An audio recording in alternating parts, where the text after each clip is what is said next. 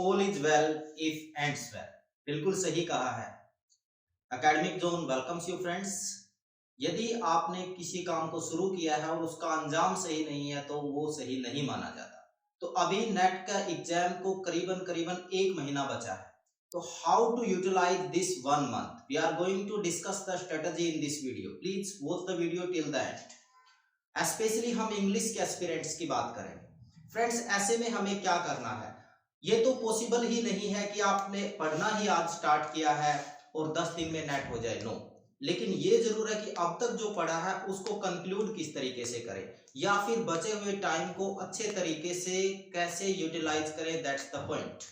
अब उसके लिए क्या करना है, सबसे पहले तो ये है, अब तक जो पढ़ा है उसकी स्ट्रेटजी चेक करिए, उसका एग्जामिनेशन में आने के पॉसिबिलिटी जो रेट है वो चेक करिए, किस एज से किस फील्ड से कितना क्वेश्चन आ रहा है। इसकी हमने जो पूरा का पूरा एक्सप्लेनेशन है वो एक अलग लेसन में ऑलरेडी हम कर चुके हैं। फ्रेंड्स, इसके लिए सबसे जरूरी है कि ये जो टाइम आपका बचा हुआ है इसमें आपका एक भी मिनट जाया ना हो। आपको एक एक मिनट को बहुत अच्छे से यूज करना है, आपकी स्ट्रेटजी चेक करनी है। फ्रेंड्स, आपने क्या करना है कि आपने जो मटेरियल कलेक्ट कर लिया है, जो नोट्स बना लिए हैं, उनको पढ़ना है। ये जरूर देखें कि जो मैटर आपके पास है वो ऑथेंटिक है कि नहीं, वो ऑथेंटिक है कि नहीं, और उसका जो ऑथेंटिसिटी रेट है, एग्जाम में आने का रेट है, वो कैसा है।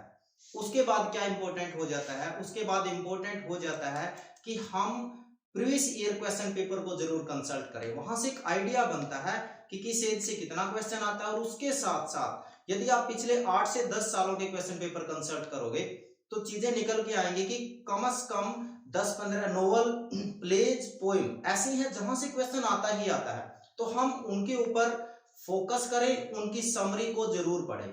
उसके साथ हम ये भी देखें कि वो कौन सा एरिया है जहां से क्वेश्चन आजकल कम पूछे जा रहे हैं। जैसे अभी पिछले 2 से 3 अटेम्प्ट को यदि चेक करोगे तो ब्रिटिश लिटरेचर के ऊपर फोकस है, नॉन ब्रिटिश लिटरेचर के ऊपर फोकस नहीं है। सम स्टूडेंट्स आर पजल्ड, किस चीज में पजल है, cultural studies, history of English in India. In 2 unit के लिए 2 बुक्स यदि आप पढ़ रहे हो, लेकिन पिछले 3 अटेम्प्ट को चेक करोगे तो क्वेश्चन सिर्फ 2 आते हैं। तो इसका मतलब क्या है कि इस 1 महीने में हम उन 2 क्वेश्चन के पीछे 2 किताबें पढ़ेंगे, तो it means we are wasting our time and energy. हमें फोकस कहां करना है, हमें फोकस करना है जो इंग्लिश लिटरेचर है, history of English literature you can say. Secondly, अब यदि अभी तक किसी ने बहुत अच्छे से स्टडी नहीं किया है और वो ये सोचे कि इस 1 महीने में मैं अपने आप को प्रिपेयर कर लूं, तो वो कैसे पॉसिबल है। उसके लिए क्या है, उसको सिलेक्टेड ही करना है। लेकिन उसके लिए क्वेश्चन ये उठता है, वो सिलेक्टेड लाएगा कहां से।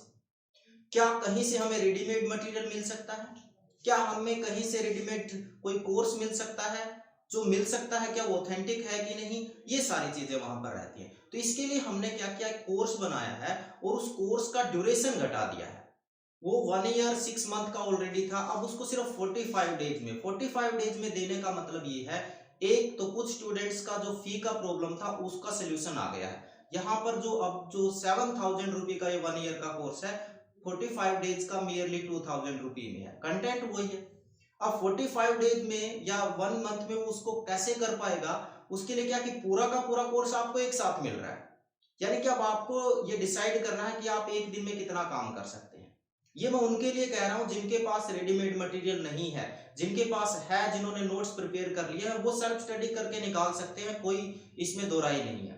फिर भी यदि किसी को कोई डाउट रह जाता है तो आप हमसे कॉन्टेक्ट कर सकते हैं। आगे जो आने वाले लेसन होंगे उसमें मैं क्या करूंगा, एक लेसन करीबन करीबन 20 नॉवेल्स हम आपको बताएंगे जहां से क्वेश्चन आते हैं। एक लेसन में 20 पोएम्स होंगी, एक लेसन में 20 जो है वो प्लेज होंगे। 3 वीडियोज आएंगे और 3 वीडियोज में से कम 15 to 20 क्वेश्चन जो है आपको पक्का मिल जाएगा। तो यह आपको जो है अगले लेसन्स, अगले वीडियोज देखने के लिए प्लीज चैनल को सब्सक्राइब करें, लाइक करें और कमेंट करें। Thank you.